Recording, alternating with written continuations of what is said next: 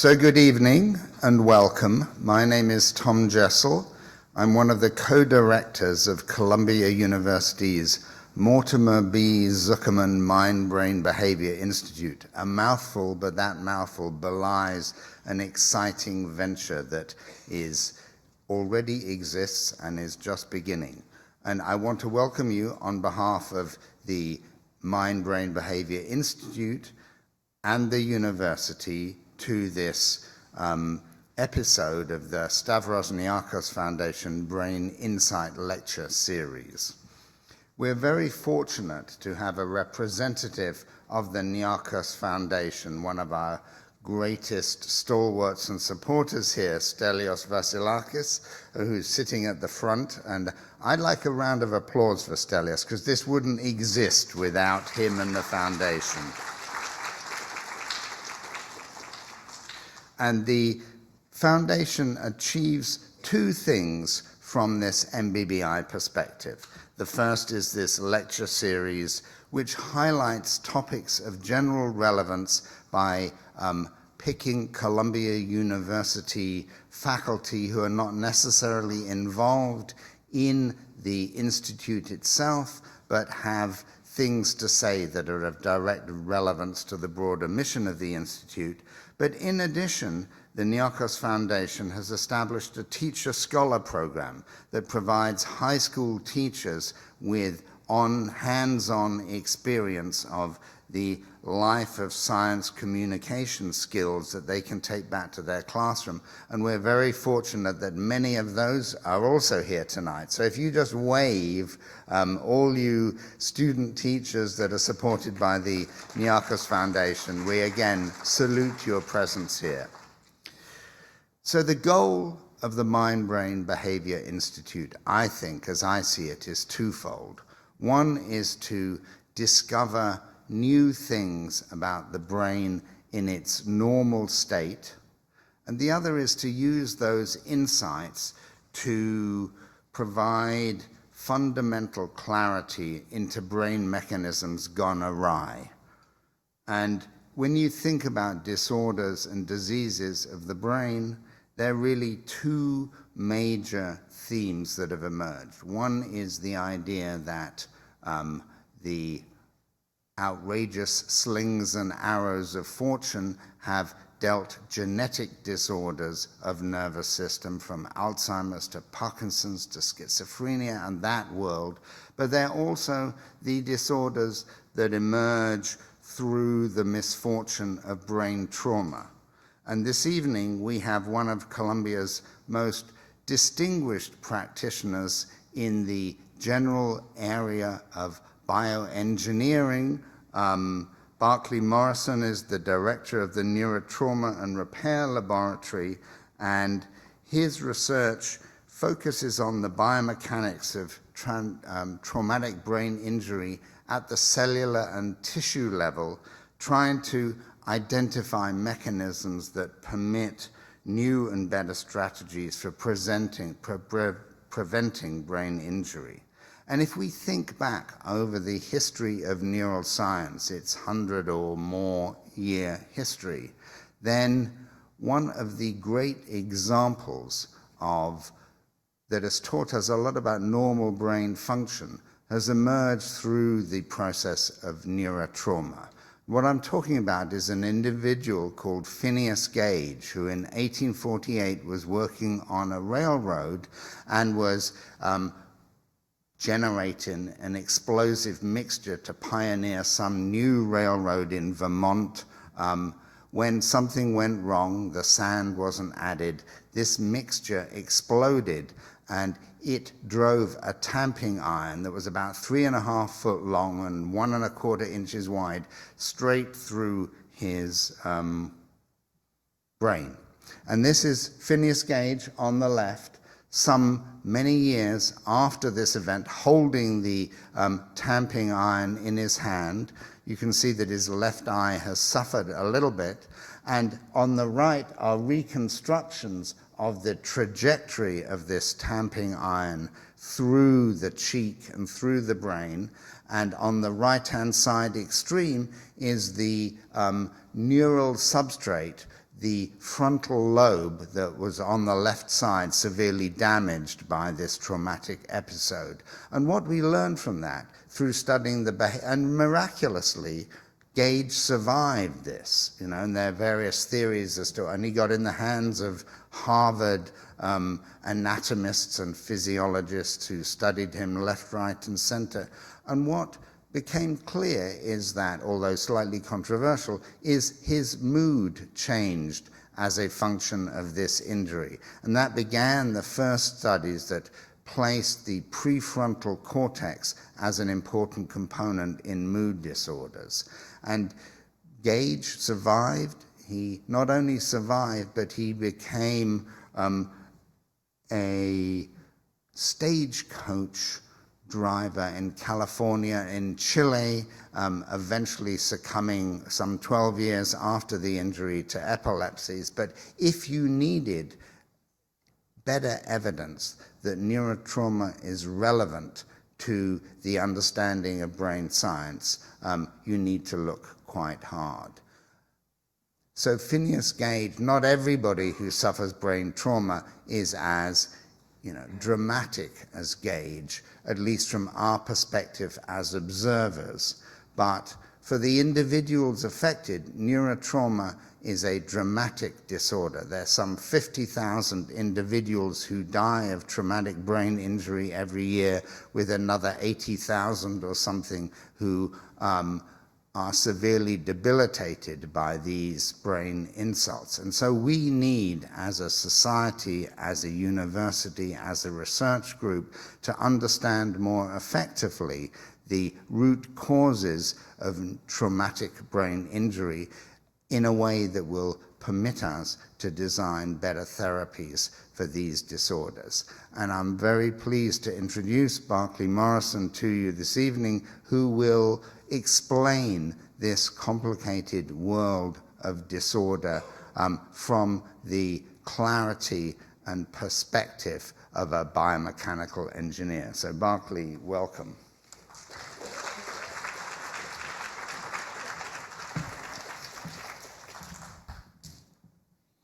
Good evening, everybody. Can all hear me okay? Should be fine. Thank you very much, Tom, for that wonderful introduction. Thank you for the MBBI for inviting me here, as well as the Niarchos Foundation for sponsoring the event. As Tom said, I'm going to be talking tonight about about traumatic brain injury, but from a slightly different perspective than may be common in this venue, really from the perspective of a biomedical engineer. And I hope to share with you some insights that can be gleaned from that different perspective, and how we are trying in my lab to reduce some of the societal costs that Tom spoke about. Before I get into this, just a little interactive piece here. How many people in the audience either have had a traumatic brain injury themselves or know somebody who has? It actually is, and sometimes you need to think about it for a second. Even in our own lives, it doesn't get really the publicity, the understanding or interest that it really should, that it's such a significant and widespread, has widespread incidence. Myself, I'm getting ready for this talk, thinking back over my younger years, I've had at least 3 head injuries that I can remember. 3rd grade at the gym at school, running around, running backwards, I tripped over somebody's foot and I landed square on the back of my head. Was kind of dazed, I remember that, went back to class after recess, and about 20 minutes sitting there at the desk, and I started to get tunnel vision. Basically, I had damaged my visual cortex, the blood supply there enough that the arteries were spasming, it was shutting down the blood supply to my visual cortex, and that's where I had hit my head. Your visual cortex is in the back, and I was getting tunnel vision because those cells were basically shutting down. Told the teacher, she sent me to the nurse, told me to lie down for about 20 minutes until my vision came back and sent me back to school, put me back in the classroom. Something similar happened about a year later, playing around outside, the ground was wet, slipped, tried to stop, slipped, hit the back of my head. And again, same thing happened. 20 minutes later, tunnel vision, waited another 20 minutes, it came back. But both of these were fairly serious head injuries that, at that time, the attitude was just, shake it off. It's not a big deal. That, there's no blood, so you didn't really get hurt. You can't see anything. So, that's not what anybody told me. That was just, the mindset at the time. Even today, it's pretty similar. Oh, then the third one was skiing. It was maybe 15. Went over a little jump. The tips of my skis hit the ground first. Flew my head over and bounced it off of some ice. And the rest of it was a ski trip with a bunch of friends, no adults. And so I don't remember the rest of that day. I had a fairly good concussion. My friends tell me, that one side of your face was a little kind of droopy. So again, didn't go to the hospital, didn't do anything about it. Skied down the mountain. I don't remember if I skied the rest of the day or not. So I've had 3. I know people who have died from their head injuries, more serious ones. So if you begin to think about it, it's really prevalent, and yet we really don't give it the weight that it deserves. So today I'm going to tell you a little bit about traumatic brain injury. I'll start with some definitions, talk about some statistics about the prevalence, some of the numbers that Tom mentioned.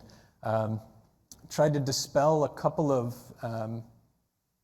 misconceptions that are widely held and widely propagated even by neurosurgeons on CNN. And then I'm going to talk about some of the work that we do in the laboratory where we are trying to reduce the societal costs of TBI, as Tom said, both through strategies of prevention as well as through developing new treatments for the head injured patient. So just to define, to start with, a traumatic brain injury is really just any disruption of normal brain function that's due to a physical event, a mechanical event. So a stroke is not a traumatic brain injury. Things like, due to a blow to the head, even acceleration, deceleration that causes your brain to deform inside the skull could lead to a TBI. Anything that penetrates the brain, and even shock waves can cause traumatic brain injuries. These be arising from falls. Motor vehicle accidents are a major source of TBIs. Bicycle crashes in the city, pedestrian injuries, sports injuries we'll talk about a little more in detail, and explosions. This is just sort of the breakdown. Up here, this is not a human brain, it's a cow brain actually, but pretty similar to looking to a human brain. And this is some of the breakdown of incidents of traumatic brain injury, the causes. So motor vehicle accidents account for about 15% of the total incidents, but actually account for about half of all TBI deaths. Some of the statistics, it's how wide of a problem is traumatic brain injury. Estimated that there's almost 2 million head injuries in the US alone. These are US numbers in the US every year, resulting in about 1.4 million emergency room visits. Almost 300,000 hospitalizations, so long-term, at least overnight stays in the hospital. And these were 2 of the numbers Tom threw out. Out of these head injuries, every year there's 85,000 people who have a permanent disability because of their head injury. And these are people who are going to need extra care or have a deficit for the rest of their lives because of the head injury. And then an additional 52,000 deaths every year. Now, these numbers may not seem like huge numbers. Certainly cancer, heart disease kill more people every year. But this is one of the astonishing facts about traumatic brain injury, is that it really strikes people in the prime years of their lives. So between the ages of 15 and 55 years old accounts for 80% of all the traumatic brain injuries. So these people, all told, today there's about 5.3 million Americans who live with a permanent disability due to a traumatic brain injury because of when they've gotten this TBI. That's about 3% of the U.S. population, 2 to 3% of the U.S. population. It's a huge number. And because it strikes people in the productive years of their lives, these people also then need, in some cases, 24-hour care, round-the-clock care. It's the cost of traumatic brain injury is massive. It's $76.5 billion estimated by the CDC every year. So it doesn't get much publicity. It's been getting more awareness recently with some cases we'll talk about, but it's a major health problem in the U.S. that often goes unnoticed. It's been called a silent epidemic by multiple sources over the years. So in all of this, a concussion is also a traumatic brain injury. It's a mild traumatic brain injury, although that's a little bit of a misnomer. A concussion, getting your bell rung, seeing stars, being a little woozy after getting hit in the head, is a traumatic brain injury.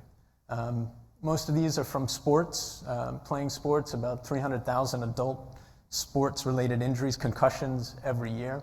And most of the symptoms from a concussion will spontaneously resolve themselves, but one of the problems with a concussion is that after having a concussion, you're more vulnerable to getting a second concussion, whether that's your incidence goes up, I think, about 5-fold from your first concussion, after your first concussion for getting a second one, and up something like 10-fold after the second one to get a third one. And when you get that second or follow-on concussion, the deficits that you suffer are much worse. So whether it's motor function, verbal, memory, visual memory, reaction time, coordination, or whatever neurodegeneration there may be, that second injury, that third injury for the same impact is going to have a bigger effect on your brain.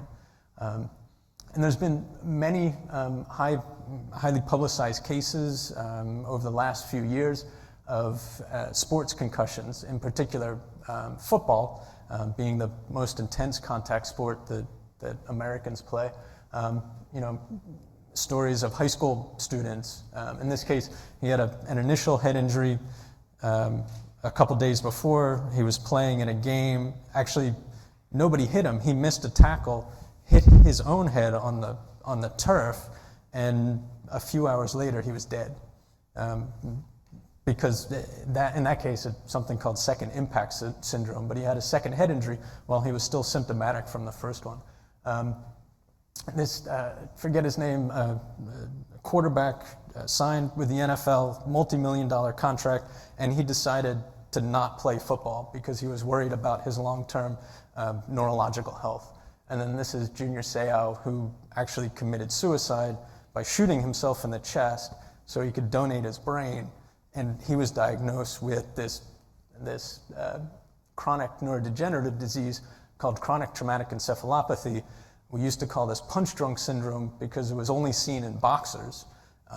As you might imagine, they take many blows to the head and they develop some characteristic neuropsychiatric deficits, as well as have a particular neuropathological signature in their brains on autopsy. And now we're seeing this. There are many professional athletes who have been donating their brains to science after they died, and we're seeing a lot of this signs of chronic traumatic encephalopathy in professional athletes. And it's believed to be from concussive, but even subconcussive events that are cumulative over their professional careers, or even amateurs. They've got amateurs in the brain bank now as well. So let me dispel a myth that gets propagated all the time. A concussion is a brain injury. People think of it as getting your bell rung or getting a ding, but the truth of the matter is that it's a brain injury. So I agree with him there. Getting your head bell rung is the biggest cause of concussion is getting hit to the head, but it can happen in all sorts of different ways. It can happen certainly on a sports field, a helmet-to-helmet collision, for example. But it can also happen in ways that you might not expect. For example, in a car accident, even if your head doesn't hit the dashboard or hit the windshield, just the violent moving back and forth of the brain within the skull during a car accident, for example, can cause a concussion. I agree with that as well. People think, for example, if this is the brain, around it is a skull, and then you have a helmet, that there's a blow, and you just get a blow to the brain. That's not exactly what's happening. Typically, if all of a sudden this brain is moving this direction, another helmet, for example, is moving this direction, and then they both suddenly stop, what happens is this brain keeps moving within the skull, bounces back and forth, almost like a beach ball in a swimming pool. And at the same Yeah, your brain is not a beach ball. It doesn't bounce around inside your skull. This gets propagated by neurosurgeons, it gets propagated by physicians, and it's categorically just not true. And let's find out why. The brain, by composition, by material, what it's made up of, is about 80% water, 10% protein, 10% fat. It's pretty similar to fresh, wet meat, chicken breast, or soft tofu if you're a vegetarian. And then meat, tofu, is much stiffer than your brain is, orders of magnitude stiffer than your brain. In fact, your brain has similar mechanical properties to soft butter, warm fat. So imagine this, do a mental experiment for me. Take that piece of tofu or chicken breast and slam it on the kitchen counter as hard as you can. Is that going to bounce? No, it's not going to bounce. It is not a super ball. Your brain is not a super ball. Your brain does not bounce around inside your skull. It undergoes deformation because of the acceleration and forces that are applied to it. And so those deformations, so what is it that causes the injury? So here we've got, a physical demonstration. I didn't bring it with me, but we can envision this straightforward. You can do this at home. We've got a dish, a bowl. It's filled with Jell-O, and much softer Jell-O than the Jell-O you eat. So gelatin, 0.5% by weight. The Jell-O you eat is about 10 times stiffer. And we've just poured it in here. We let it set, and we painted a grid on it. And we want to take that. So this is our skull. The bowl is our skull, and the Jell-O on the inside is our brain. And if we take that bowl and we move it linearly, just slide it straight on the countertop, the brain on the inside is actually not going to deform that much. And that's true for your own brain. The brain is, because of the high content of water, is basically incompressible. And unless we get the outer rigid case, our skull, to change shape, then the brain on the inside is not going to deform from linear accelerations. If, on the other hand, because it's so soft, it's incompressible, but it's very soft. If, on the other hand, we take it and we spin the bowl, this is what's going to happen. So I didn't Photoshop this. This really is, I spun the bowl and I took a picture of it. You can see that the squares get turned into diamond shapes. And what's happening here is that rather than a change in volume to cause deformation, we're getting a change in shape. The volume stays constant. And so we get a compression in one direction, and we get a stretch in another direction, in such a way that the volume stays the same. And that's what's happening here. This is what happens in a head injury, in a car accident, a fall, any closed head injury. This is what's happening. We get a change in shape of the brain that leads to shear strain, but we don't get a change in volume. So that's what happens. So when Dr. Gupta was talking about the accelerations, it's true, you don't need to get hit in order to have your head accelerate rotationally like this. And in that process, this is going to happen to your brain. So next time you see Sanjay Gupta, Dr. Gupta on the street, you can tell him he's wrong, and you can explain to him the right way what really happens. So in a car accident, a fall, this is a crash test dummy over here on the left. It's a side impact test. That's the initiator, right? This is the mechanical event that initiates traumatic brain injury. These accelerations cause the brain to deform. This is a computational model of if the dummy had a brain, this is what would be happening to the brain. These colors here, blue represents the original state, red represents a 25% shear strain, basically something increasing its length by 25%. And so this is the initiator, the mechanical event that causes the traumatic brain injury. And we can divide that brain injury into two main categories. There's a primary injury, as if something were broken by pulling on it, as if we pulled on a rubber band too far and it snapped. We call that a primary injury. And that will occur in some of the most severe car accidents where somebody is killed instantly. We can get tears in the brain. But the far majority of the damage after a head injury is caused by what we call secondary injury, where the tissue gets mechanically stimulated And that sets in motion a whole series of biological cascades, steps, incorrect activation of proteins, which results in a delayed fashion over minutes, hours, and days for cells to die, to become dysfunctional. But this is the initiating event down at the tissue level, and then from there, we get a biological response that can take time to develop. So what we study in my laboratory falls under two main areas. The first is prevention of TBI, trying to improve safety systems to prevent the injuries in the first place. And here we're really talking about reducing that energy transfer from the environment, whether it's throwing something against the wall or a car accident. But prevention is all about reducing the energy transfer from the environment to our brains, which in turn reduces the deformation of the brain tissue, which in turn will reduce whatever injury or even prevent the injury from occurring.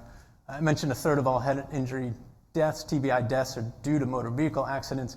And so a lot of effort has gone into reducing motor vehicle accidents through engineering better safety systems. Seatbelts work. We have very sophisticated seatbelts nowadays. They pre-tension, they actually pull you back into place, the appropriate place in the car, so that you can take advantage of the protection around you. It all happens, in milliseconds. Airbags work terrifically. And the design of the cars has improved tremendously. The idea here is, it looks like a terrible crash, right? But that's because the car was damaged, not because the occupant on the inside was damaged. And so all of this is crumple zones, and it eats up all of that energy before it gets to the occupant. In the 50s, a car would be in an accident, the driver would be dead, and they'd hose off the windshield and they sell it to the next guy. Cars don't do that anymore because they actually protect the people on the inside. Our second area of focus is trying to develop new therapies for the head injuries that do occur. We're not always going to be able to prevent all head injuries, and so we need to better treat those patients. As I said, the majority of the cell death really occurs over hours and days after the injury, and a minority of it occurs at the time of impact. And because of that delayed fashion, it gives us this opportunity to try to treat that ongoing progression, to break it from that initial stimulus to eventual cell death. We've been trying to come up with new drugs for 30, 40 years now in traumatic brain injury. There have been over 30 phase 3 clinical trials that have run all the way through the FDA process, and we've got nothing. There are no drugs for head injured patients. There's nothing. So don't get a head injury, because there's really nothing we can do. Neurosurgeons are great. They can pull mass lesions out so they can stop bleeding, but they can't treat the underlying pathology of the head injury. Some drugs have gotten close. Just maybe 6 months ago, a progesterone trial was canceled. So we've got nothing. So prevention today is the best way to reduce the societal costs of TBI, and then we're looking to develop new therapies for head injury for those that do happen. So that's kind of intro. What I want to turn to now is to talk a bit about how we study traumatic brain injury in the lab. And obviously there's many different ways that scientists can tackle a complex problem like this. Each has advantages and disadvantages to it. But I want to talk to you about what we do, how we've approached this. So you can envision studying this clinically. You do epidemiological studies or hospital studies, human studies. You can envision doing this with animals, animal models. We've taken a different approach, and I'll explain why, but ours is based on a tissue culture model. We can keep brain cells alive in a dish, and we can apply precise mechanical stimuli to those living brain cells. So we can control the biomechanics, we can control the environment that the cells are in very precisely. And you'll see why that's why we do that, why that's important for our work. It's really, in one respect, to control that biomechanics very precisely. We can reproduce anything from a bump on the head to a fatal car accident, and even to explosions. We have a shock tube in the lab. Over here is actually the mainstay in our lab, the device, small device. It's only, loaf of bread sized device. Here we've got a high-speed camera, some lights. This is where our tissue culture goes, this living slice of brain tissue. I'll show you that in a minute. And then this is the injury device, and I'll show you how that works in a second. This camera allows us to verify the biomechanics of the injury. These are some images of cultures. These are brain slice cultures, so we take the brain from an animal. We do have to start with an animal, but make thin slices of that brain tissue, and then we can keep that tissue alive for literally for weeks. We keep it alive in a dish for weeks. And the advantage, so this is a picture of a living part of the brain called the hippocampus. This is what it looks like when we first see it in the animal. This is what it looks like after 2 weeks in culture. It maintains the anatomy, the structure. All the different kinds of cells are there. They're wired up correctly. They're talking to one another. Neurons are firing action potentials and talking to their neighbors. The rest of these images are all been stained with different dyes. Our brains aren't blue. They're more fleshy color. And then these are different stains to show that they're all wired up. And this is through the thickness of the slice. So it stays many cell layers thick, about 1/5 of a millimeter thick. So we have this living slice of brain tissue in a dish. We call this an organotypic brain slice culture. And with that, we injure it. First, we culture it on a silicone membrane. I've got one here. This is the size of what this is up here on the screen. On the bottom, it's just a rubber membrane, and we culture that slice of tissue on this deformable substrate, the rubber membrane. And then to injure the tissue, to apply the biomechanics of a head injury, we pull the membrane down over a cylindrical indenter, and in the process, it stretches the membrane. You can see up here, the red part is the tissue that's grown on the membrane, and as we pull this down over the well, it stretches the membrane. And by controlling the speed and the magnitude, how far we stretch that, pull that down, we can control the biomechanics, anything from a bump on the head to a severe car accident. And then we pull the well down rather than pushing the indenter up, so that the membrane stays in the same plane of focus, so we can actually take high-speed video of the event. So this whole event takes maybe 40 to 50 milliseconds. This isn't the camera zooming in. This is actually the substrate being stretched and the tissue getting bigger. We only do it one time. This is just looping so you can see it. But that simulates that deformation that happens in a car accident or a fall. Okay, so what is it that we do with this? Well, one of the things, coming back to the biomechanics and prevention of head injury, one of the things that we do with our system that we've developed is what we call tolerance criteria. Basically, the question is, how far can we stretch the brain tissue? How much force, deformation can it withstand before it breaks, basically? We want to measure how it responds to the mechanical stimulus and determine whether or not it's healthy, if it's functioning after that stimulus, or if it's been damaged. And we can do this with our system because we can precisely control that injury stimulus, we can verify it with a high-speed video, and because we're doing this all on a living piece of brain tissue, and we're interested in studying its biological living response.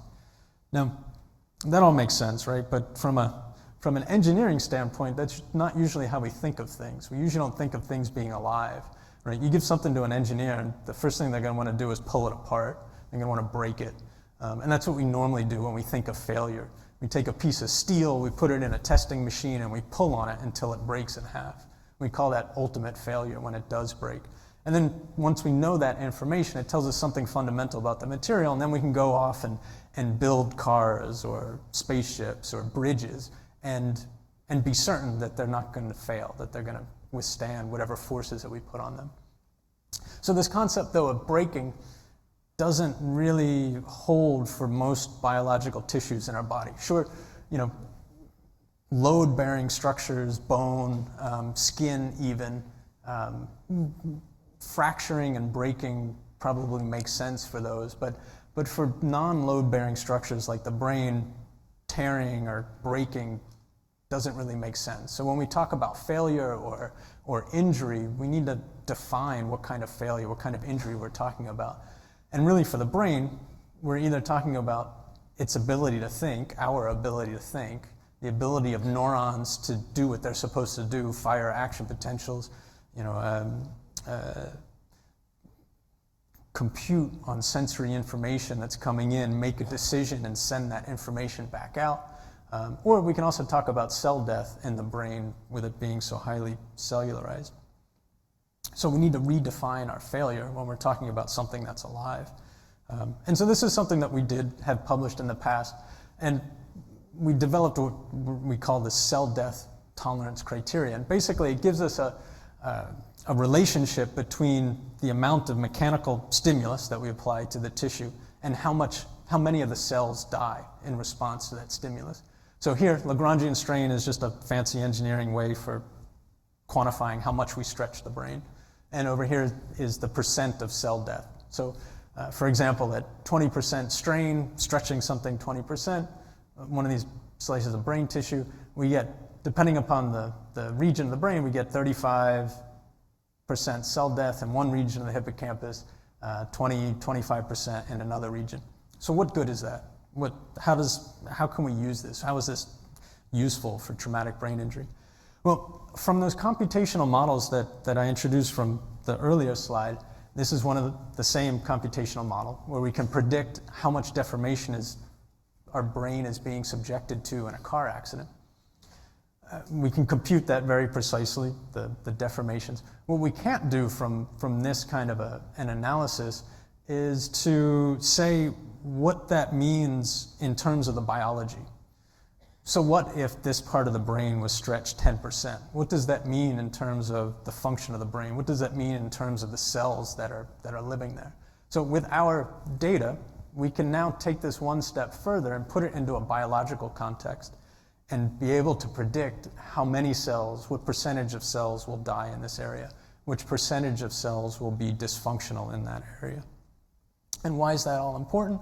Well, because the engineers who are designing the safety systems, the cars, the sports equipment, helmets, they need something to design their systems too. They need to know what is the safe limit.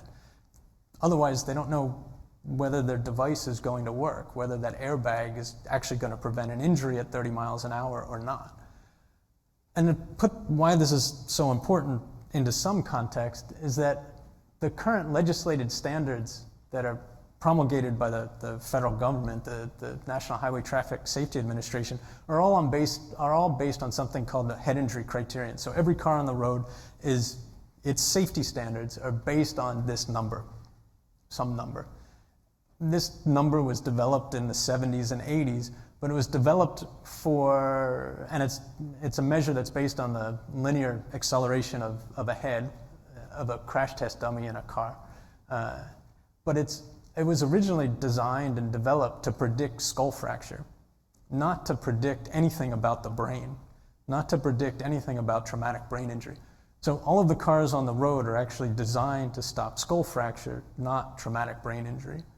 And so this looks like quite a violent event here, but if you notice as you look at it, most of the acceleration is all the dummy's head in rotation. There's actually very, very little translational motion of the head. It's all like this. And so this passes this head injury criterion, but all of those finite element models, the computational models I've been showing you, predict over 25% strain throughout the brain because head injury criterion doesn't take into account any of that rotational acceleration. So there's a push not only by the federal government, but insurance industry as well to develop a new standard that's based on these computational models that will take into account not only the linear but also the rotational acceleration so that the cars on the roads will be designed to actually prevent traumatic brain injuries as opposed to skull fracture. So with our data, the engineers now know where to set these limits for the deformation of the brain when they're building these systems. So that's one example. So where else can our tools take us? Well, as I said, this response to injury is clearly a biological process. So understanding what that what that process is, going from a mechanical stimulus to this biological response at a molecular cellular level, is this whole field of mechanotransduction. How is it that a mechanical stimulus gets turned into a biological response? And so we can use our systems, our tools to understand that. And once we can understand that process in some detail, we can start to identify therapeutic targets, start to rationally design and develop drugs to prevent that progression and try to better treat head-injured patients in the future. So I said earlier that most of that cell death occurs in a delayed fashion, and here's some data that shows that we can reproduce that in our tissue culture model. Here we've stretched our piece of brain tissue to about 20% at 20 reciprocal second strain rate, and here we quantify the cell death using this red marker, red dye, and we really don't see a big increase until 2 to 3 days after the head injury. So that gives us this time window in here where we might be able to treat the tissue to come up with, to prevent that eventual cell death. So as I said earlier, there have been 30 failed phase 3 clinical trials to date, and many other failed attempts to develop a new therapy. And one of the things that they've had in common is that they're all monotherapies. They're a single drug, and this is just how not only the FDA sort of enforces it, or the rules enforce it, but drug companies want to know that they've got a drug that's very clean, it goes after one target, it has no off-target effects, and so that's the way that these trials have been designed. It's a very specific drug with a specific target. Well, you might imagine that the analogy of throwing your computer against the wall, being in a car accident is going to do a lot of bad things to your brain, not just one thing. So in the field of traumatic brain injury, there's been a push to test combination therapies, put drugs together that may have gotten close in these previous trials, close to showing an effect, and combine them together so you can target multiple pathways simultaneously. And this has actually come out of the HIV/AIDS therapies, where they're combining multiple drugs together and actually keeping people HIV-free for many years. So we've done this with our in vitro model. We can use our in vitro model to test new drug combinations. And so here's just one example of a combination of estrogen, the hormone estrogen, and combined with a drug called memantine, which is a non-competitive NMDA antagonist, but it's used in and use-dependent. It's a FDA-approved drug for treating Alzheimer's disease. So the idea is that if we can use FDA-approved drugs, we will be able to translate them more quickly. So here's the injury, the cell death after the injury without a drug. When we use estrogen alone, it significantly reduces the effects. The cell death memantine on its own also significantly reduces the cell death. But when we combine them together, we get an even better response. And so, in future studies, we'll be trying to translate this. It's got to go through animal tests before we can get it to the clinic. But here's an idea of using the in vitro model, testing more drugs, getting them through faster before testing them in animals.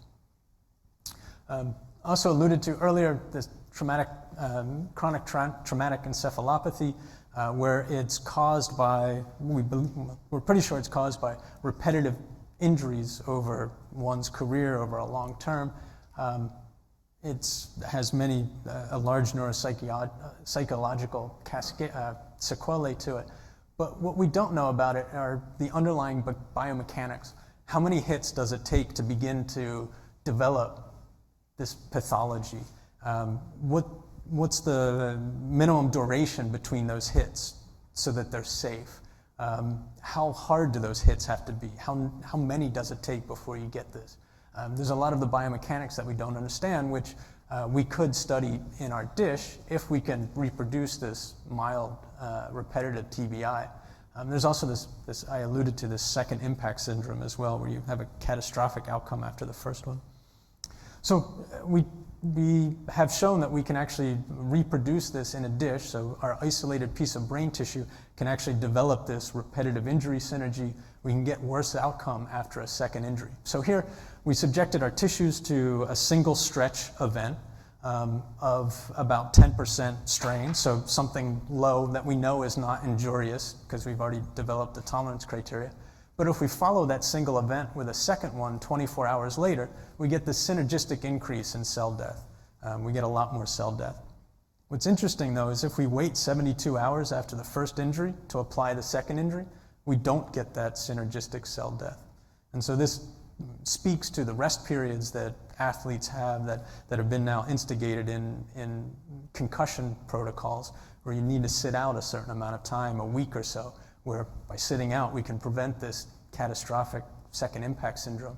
So now that we have this reproduced in a dish, we're studying this to try to understand what not only the biomechanics are that are behind it, but then also what cellularly changes when you have two injuries 24 hours apart versus 72 hours apart. And then lastly, after single impacts, a concussion, there's really no cell death. A concussion by definition has, there's no cell death, there's no physical damage to the brain, and it's really, the concussion is all about a disruption of the normal function. Typical symptoms after concussion are feeling confused, fuzzy in the head, as well as learning and memory deficits, not being able to concentrate. And so we've asked if we can reproduce these learning and memory deficits in our dish with our tissue. So you might ask, how is it possible to study learning and memory in a bunch of cells in a dish, a slice of brain tissue? Well, if we think about what learning, what memory is, at the most basic level, what we're really talking about is a change in the pattern of neuronal activity, a change in pattern of the cells in your brain, that they respond differently to a similar input. And so we can actually measure that mathematically in our slice cultures. We can put a number to that, looking at how correlated firing is between electrodes. And then you might ask, how can we induce learning in a dish? Well, there's well-established protocols where you can induce a change in the structure of the activity, either electrically or doing this chemically. So we asked if, after a head injury in our dish, whether our slice of brain tissue could learn and remember things in a similar manner to an uninjured piece of brain tissue. So let me walk you through this. So at baseline, before the injury, we can measure this structural activity in the function of the firing of the neurons, and we'll put some number to it. I can explain it later, but let's just put a number to it, arbitrary number. We'll call it learning and memory. So before we teach it anything, the slice doesn't know anything, so it's got a low number. Then while we're trying to teach it something, we put in a drug that causes it to burst and change its activity, and that learning, that structured activity increases. So now we take the drug off and we wait 24 hours. So this is like the learning period. Take the drug off, wait 24 hours, and basically ask the slice if it remembered what we taught it during this time. And 24 hours later, we've got our uninjured in blue and our injured in the orange, and our injured cultures don't remember what we taught them 24 hours ago. So we can reproduce. So there's no cell death here. We can measure the cell death, and these are mild enough injuries that we're not causing cell death. So it's really a model of concussion where you don't have that cell death, but you have learning and memory impairments that we can reproduce here. And now we can use the system to try to understand what it is that's gone wrong that's underlying these things. So basically, we're following this up now, and we're looking at what are all of these molecular players. It's a very complicated process, and we're trying to understand what gets broken, what of these players that are involved in this restructuring of the activity are damaged by the mechanical event. And the long-term goal there is if we can identify what is being broken, then maybe we can test drugs that affect those kind of enzymes or proteins to see if we can repair the damage, bring that learning and memory ability back after the injury. So to summarize, this is a picture of my lab from the spring. So TBI is a major health care problem in the United States. Showed you some of those numbers. Concussion, getting your bell rung, seeing stars, is a traumatic brain injury, and you really have to take it seriously. If you see Sanjay Gupta on the street, tell him the brain doesn't bounce around inside your skull, and you can explain to him what it really does. And it's possible to study something as complicated as traumatic brain injury with a simplified system in a dish where we can control things very precisely, which will hopefully give us new insights into what's going wrong, all with an eye towards trying to reduce the societal costs of TBI. And so if you go home with just didn't hear anything I said up to this point, if you go home, just remember one thing: wear your seatbelts, wear your helmet if you rollerblade, ride a bike. These things work, and we actually there's nothing we can do for you if you get a head injury. It's just the state of science. And just want to close with acknowledging our funding sources, as well as the graduate students who did the data, who generated the data that I presented. They're in Brown, Gwen, Mike, Andrew, Ben, and previous postdoc, Heather. Thank you all for your attention, and be happy to take questions.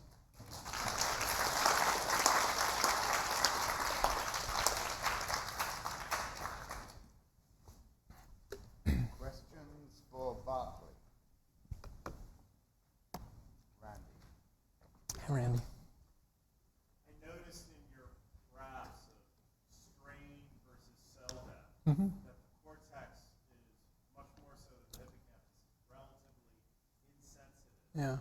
Which delights me to know and being a clinical researcher. But can you say something about the brain structure? Brain stem, which has many nuclei that are thought to maintain or arousal or Yeah. So the short answer is no, I can't. Because we haven't. So we're actually trying to culture the cerebellum right now, in order to be able to do this kind of a study with it. In vivo animal models, clinically, we don't have the resolution to know what's happened physically to those locations, to compare them quantitatively to see if one is more vulnerable than another. What compounds all of this is different regions of your brain actually have different stiffnesses even. We've measured the mechanical properties of different regions of the brain, and we find about a 4-fold difference between the softest and the stiffest parts of your brain. So not only that tolerance criteria that you see, but then also the mechanical properties are going to dictate that overall pattern of damage. Question at the back on the left. Getting hit by something, but what about an explosion? Can you talk into the microphone so other people can hear? Yeah, you talked about physical blows to the head, like falling or getting hit by in football or something, but could you talk about what happens to the brain in a shockwave or an explosion? Sure, definitely. So we study that as well in the lab, and it is a different injury. So explosion, a blast is much more complex. You have the shockwave, the initial shockwave. You have penetrating fragments potentially. You can be accelerated by the explosion, or you just fall over. So we know that penetrating is bad, your brain. We know that just falling over or accelerating is what we've studied here. We know that's bad for your brain. The thing that is still a little controversial, is whether that shockwave by itself can damage the brain. And from our studies, where we, again, take a slice culture, we have a shock tube that just generates a shock wave, we can eliminate the penetration, we can eliminate the large-scale stretching. That shock wave alone, we have to go to very high pressures to get cell death. But at fairly low pressures, we can get a deficit in learning and memory out of these cultures. So even in the absence of your skull being penetrated, of being thrown against the wall by the explosion, that shockwave itself is going to have an effect. It's going to affect your ability to learn, to concentrate. Sleep disturbances are some of the common symptoms from military personnel. We have a question at the front. Wait for the microphone. Hi, I really enjoyed your talk. Thanks. I was wondering, so in terms of a CCI model where you have an injury supposed to the cortex that isn't necessarily very deep, you tend to see a lot of damage in the hippocampus, even on the contralateral side. How far can you model that in sort of slice sections? So we can culture different regions of the brain. We can culture the cortex and the hippocampus, and as I said, we're working on the cerebellum. We don't have enough tissue in there to have a contralateral injury, but some of our data does explain why, even with CCI, where it impacts the cortex, why you get so much hippocampal damage. The hippocampus is one of the softest regions of the brain, so you push on something out here, and the soft underlying structure is going to deform as much or even more. And especially CA3 is one of the softest regions, and that's where you see a lot of the injury. Maybe I can ask a question. Sure. So we think we understand a lot about why nerve cells die, the accumulation of calcium, the activation of caspase pathways, or the activation of glutamate receptors.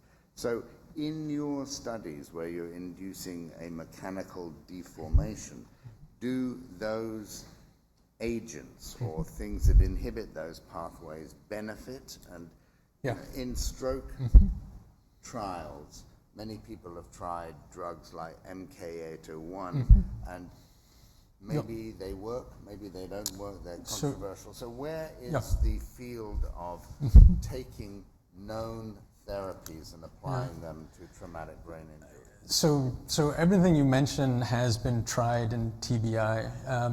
MK801 works, but it has a very, very short therapeutic window. You actually can't get it on board in time to use it.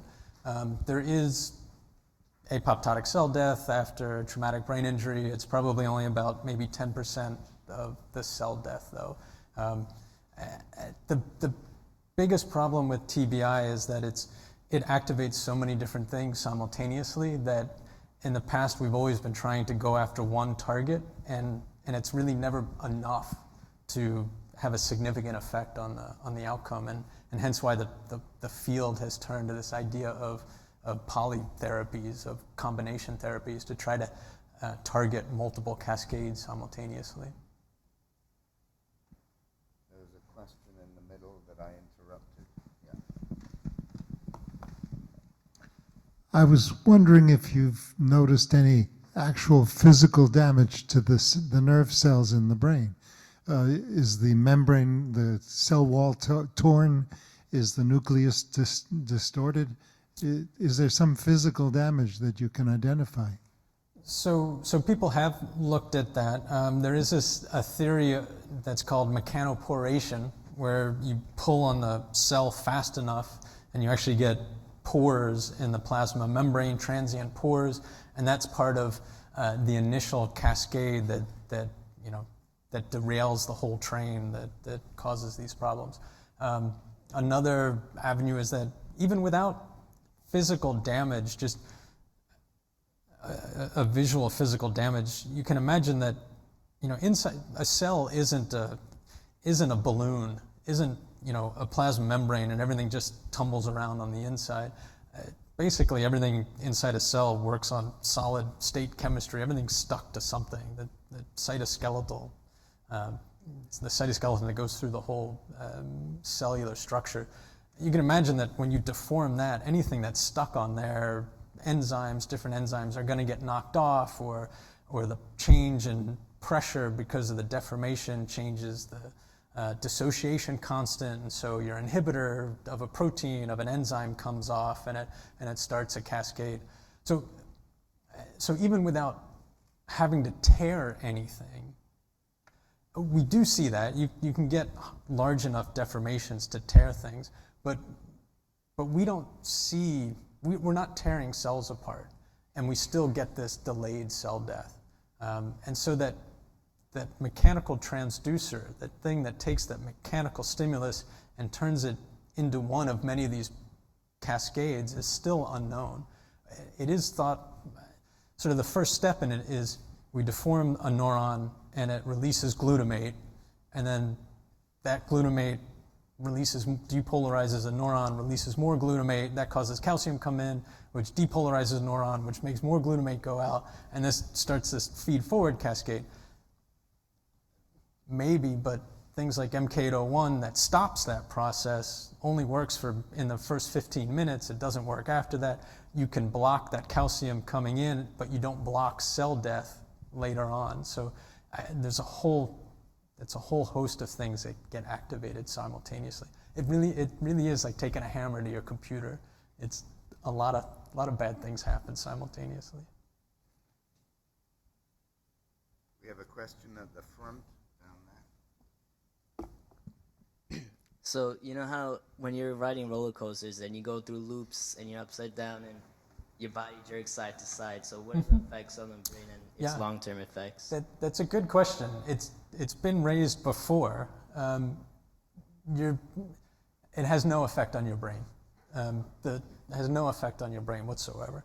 The G's that you're pulling, the forces are 1, 2 G's maybe. It's not enough to do anything to your brain. When you get, and it does it to me, when I get off a roller coaster, I can feel it. I feel a little woozy, but it's more the proprioceptors in your neck, that your neck is fatigued from holding your head, and that's what's making you woozy, that your body knowing where it is and itself is in space, rather than causing damage to your brain. The forces just aren't high enough. We have a question down the front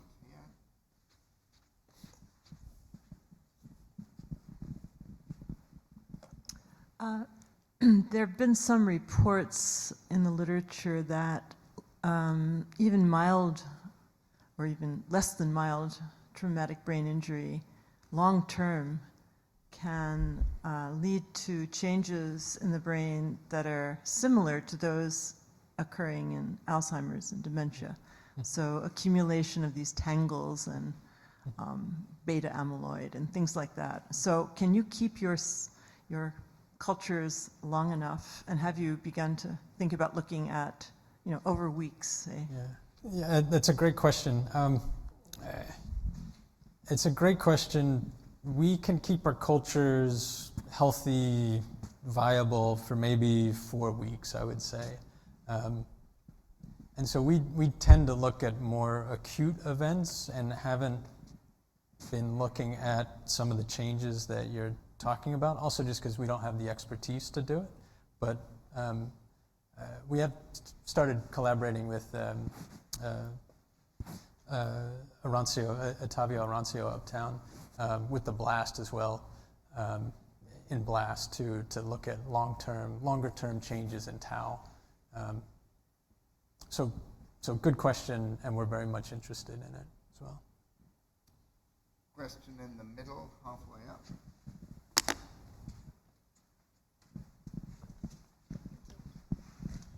So you spoke a little bit about teaching the slices of brain in order to study how it reacts and how it changes with memory. Can you elaborate a little further? Yeah, sure. I can. Yes. So we put the slice cultures on a microelectrode array. It has 60 channels, so 60 electrodes in an array format, an 8x8 array without the corner electrodes. So basically, it's like sticking 60 needles into the culture to record the neuronal activity. We record for about 3 minutes, and we basically identify when there's activity on an electrode, and we calculate the correlation matrix between pairs of electrodes. And then we calculate the eigenvalue, the maximum eigenvalue from that correlation matrix, and we call that the synchronization index, and that's what I was calling learning and memory, just rather than go into all of this. During the learning period, we've put bicuculin in. It's a GABA A receptor blocker, so that the inhibition in the slice is removed, and so you get all of this excitatory tone, and you get bursting throughout the slice. And basically, LTP comes from coordinated firing. A change in the structure of the circuitry comes from a coordinated firing between neurons. And so while we have that drug in there, there's a lot of coordinated firing, and that synchronization number goes up, the eigenvalue goes up. We wash it out and see 24 hours later if the activity is still correlated if we've got the same eigenvalue from the matrix. And in the injured ones, they didn't have the same coordinated activity as the controls, as the uninjured ones 24 hours later. Interestingly, the activity in the injured ones was actually greater than the uninjured ones. So you might expect the reason why you get that value to come down is because there's just no activity. Well, in fact, the opposite was true. The injured ones that had no coordinated firing were actually firing more, but it was uncoordinated. So that's how we do it. We have a question at the front here. Can you talk about the difference between violent impact over a short period of time versus very mild impact over a long period of time? And I'm thinking about sports. Yeah. Soccer, for example, hitting the ball with your head, that was never considered a problem before, but now people start talking about it. Yeah, it's a good question. So soccer in particular, so studies have been done doing sort of neuropsych evaluations of soccer players over long term compared to non-soccer players, athletes, and they do see some deficits in the soccer players. Again, the physical forces of heading a ball aren't really high enough, and I think playing soccer, and then there is a correlation between the players who head the ball more often and the deficits. So at first you might think it's the amount of heading that you do, but it's really from head-to-head collisions. You're heading the ball more often, you're getting more head-to-head collisions, and so causation doesn't mean correlation doesn't mean causation. But I think in that case, in the specific case of soccer, those deficits are from head-to-head collisions and not from hitting the ball. The G's from heading the ball are right around the G's from a roller coaster. Yeah. So it's okay to play soccer.